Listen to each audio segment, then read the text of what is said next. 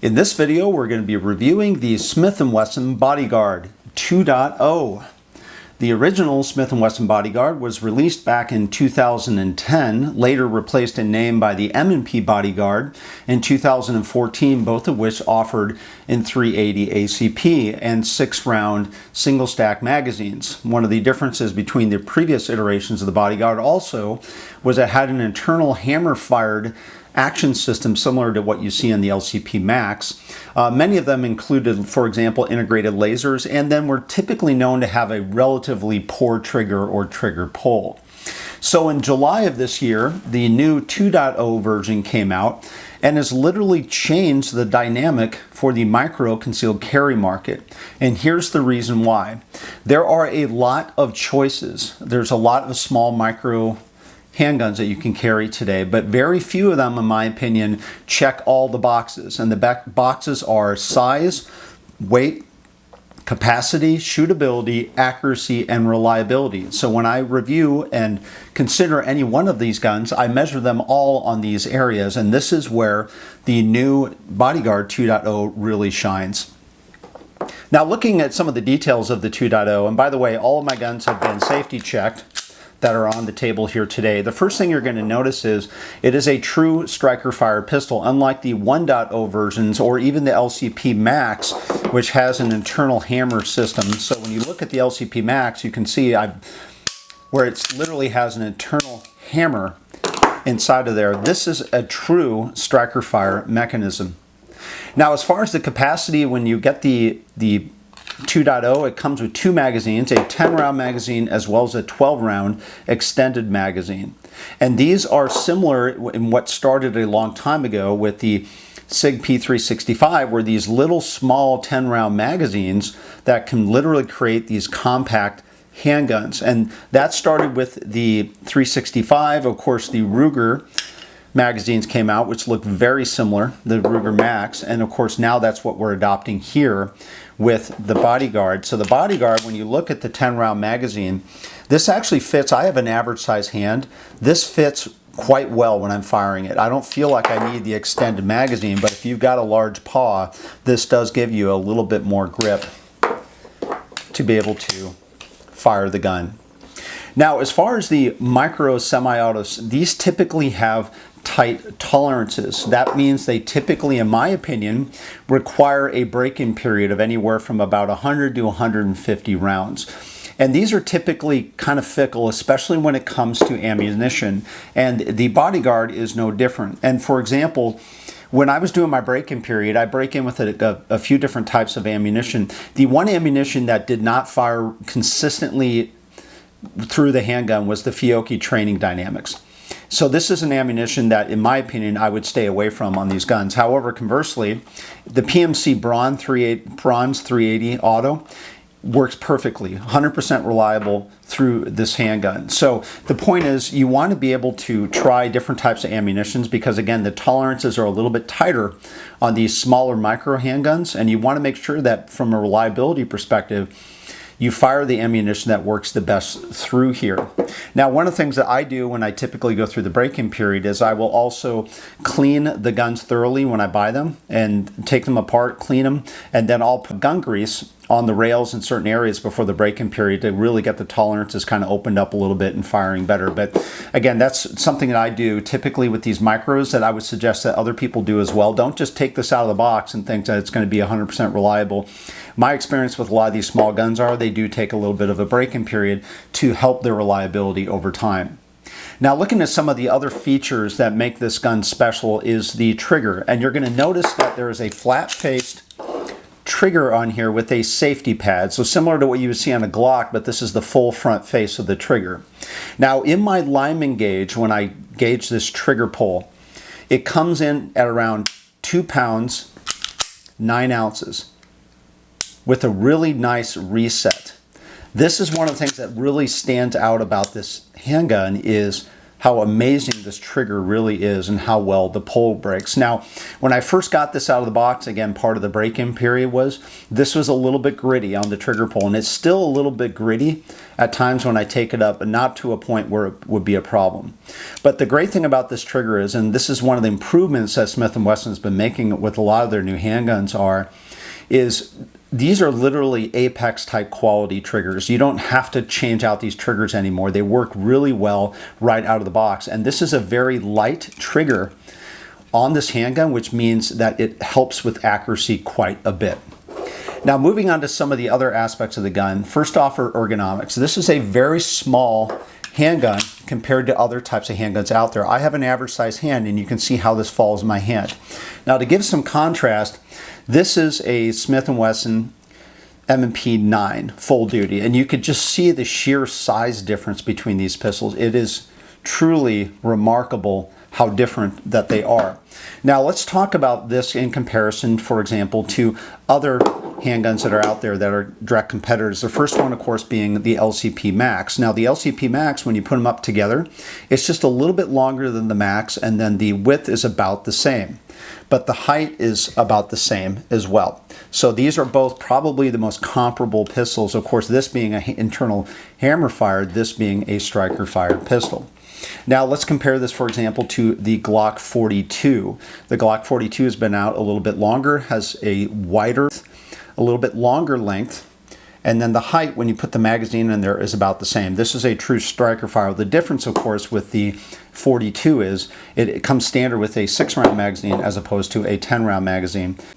Now, some other comparisons would be, for example, on the 9mm side with the 365, and you can see the differences here just in the width as well as the length. It's a little bit longer than the 365, and then when you have the magazine in, it's about the same height as well. But again, it's a little bit wider and bigger, but this, of course, is firing the more powerful 9mm. And then the final comparison would be the Smith & Wesson 442 lightweight revolver, which I've reviewed as well, and you can kind of see some of the differences here in height and width. Of course, this being a revolver, it's different, and it only holds 5 rounds as opposed to 10 here. Now, looking at some of the other advantages of this gun, first off, when you put this in your hand, again, I have an average size hand, this fits perfectly in my hand. The other thing you're going to notice is little things like, for example, the undercut trigger guard, so that the hold on the gun is much higher than, for example, if I'm firing my LCP, which my hand is much lower based upon the grip, which I don't like as much, nearly as much as I like on the Bodyguard. It also includes, for example, a beaver tail to help prevent slide bite. Very nice beaver tail safety on here. The 10-round magazine, as I mentioned before, fits most of my hand, with the 12-round being complete full hand. But again, I can fire this very accurately and very comfortably with the 10-round flush in here. Now, with a pocket holster, this carries and prints perfectly in your pant pocket. It will print similar to what, for example, a large wallet would be if you put this in your pocket. So if you get one of these, make sure that you get one of these pocket holsters as well. I like the slimmer ones. This is actually the one that came with the Ruger LCP, which I use for this one. But again, this fits perfectly in my pocket, and again, it prints similar to what a wallet would print. You're going to also notice that there is nice slide texture. There's nice texture on both the front as well as the back of the grips and the slide, and there's also forward finger pads, so when you hold this and you have your finger up on the rail, it's got a nice texture point to index right there, again, for the average size hand. Now, the one thing I will tell you about this is, unlike other handguns, it is a little stiff to rack this slide, especially if your hands are sweaty or things like that. It can be difficult to do that. So just keep that in mind. That's one of the reasons, for example, why you see the textures and the cuts that you see on the frame, which are aggressive type of textures and cuts that you see on the slide, both on the sides and the top, to really help with the racking of the handgun. And this, of course, adds to the cost as well.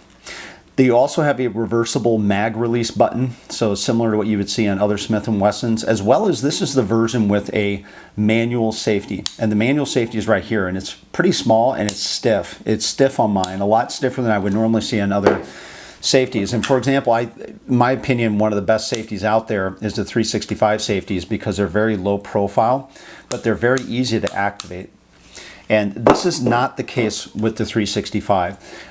If you have a strong hand, it's not too hard to activate and deactivate that, but it's a very small point of contact. It's ambidextrous.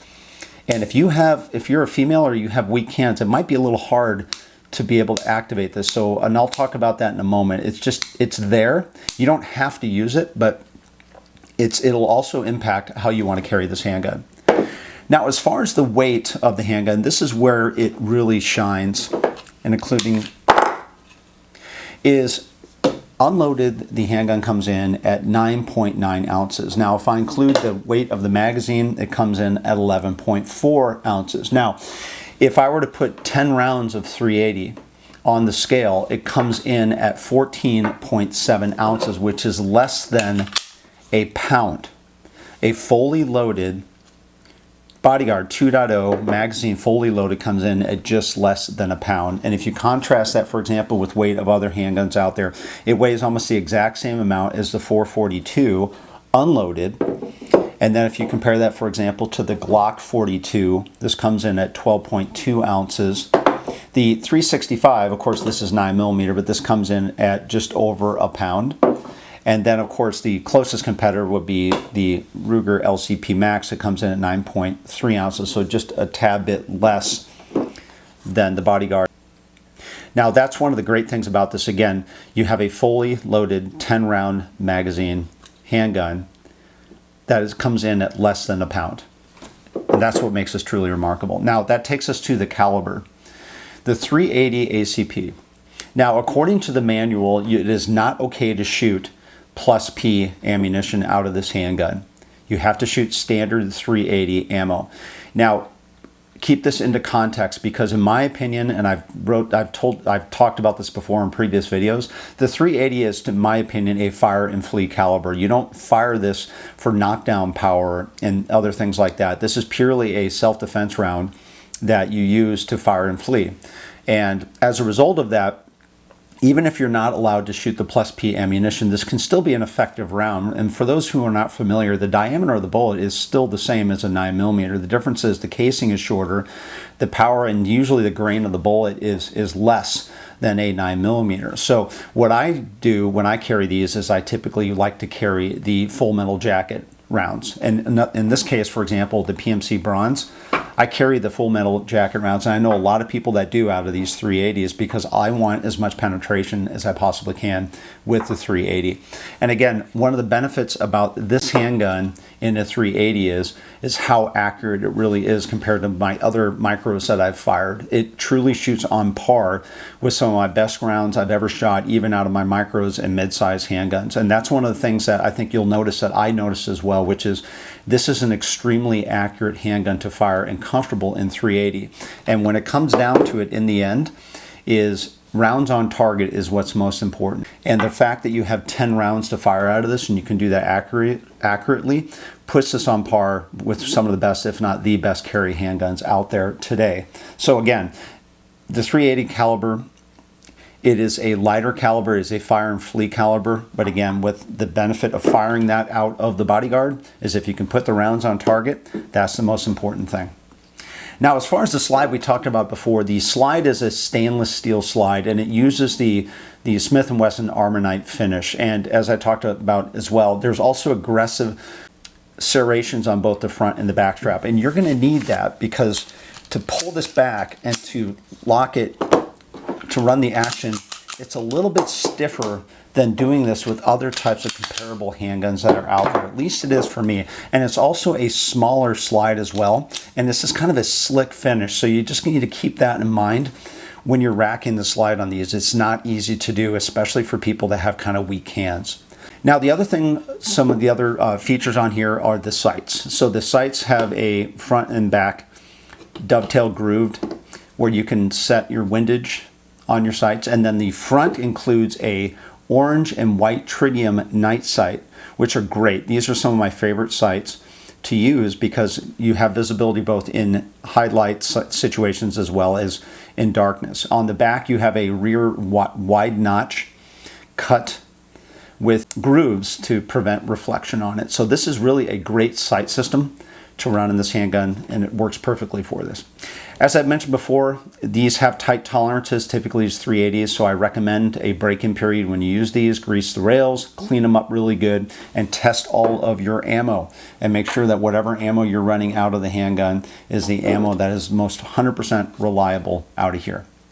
So in summary, when you look at the Bodyguard, it really does fit a niche. It fits a niche for size, weight, capacity, shootability, accuracy, and reliability that many of the other handguns that I've fired in the microspace simply don't score well in all of these areas. Now, the only other thing I would tell you is how you carry this as well, especially with a manual safety. You need to give some thought to this as well based upon this stiff manual safety that's here. You need to determine whether or not you want to carry this in condition 0, which means you have a round in the chamber, loaded magazine, safety off, or if you don't have a safety, it would be condition 0, because again, you're talking about a handgun that has a trigger pull that is less than 3 pounds. It's a light trigger pull. So if you want that pointing towards your junk or floating around in your purse or whatever with a light trigger pull like that, that's something you need to ask yourself. The other option you have is condition 1, where condition 1 is you have a round in the chamber, but you have your safety on. And you just have to make sure that you train and know and are comfortable being able to deactivate that safety when you need to fire it. Or the third option is just condition 3, which means you're carrying it without a round in the chamber. And that means that in a heated moment when you need your handgun, you're going to have to rack your slide, put a round in the chamber, and fire it. And then you're going to have to ask yourself, if you have sweaty hands, especially with a handgun like this, are you going to be able to do that? Or do you want to give up that blocking hand in order to be able to rack the slide, whereas you could just pull it out with one hand and fire it? So those are other considerations you have to work with as well. It's just one unique thing with the safety on here that you need to be aware of, and especially in light of this trigger, because as I've talked about in recent videos with a lot of these striker fires, these triggers are getting really light to the point where they can become dangerous, and that's where you see a lot of people doing these misfires, where they're either holstering or not holstering a handgun, etc. You can avoid that with manual safeties, but this safety has got a bit of a challenge to it that you just need to be sure that you're comfortable working with.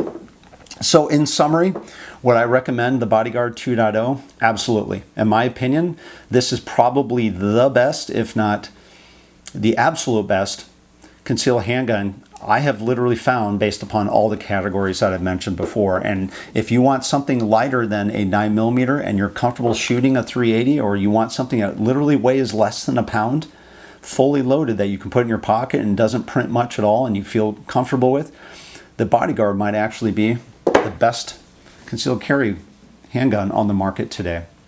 So that's my review of the Smith & Wesson Bodyguard 2.0. If you like this video or you like our channel, please subscribe on YouTube, and thanks for watching.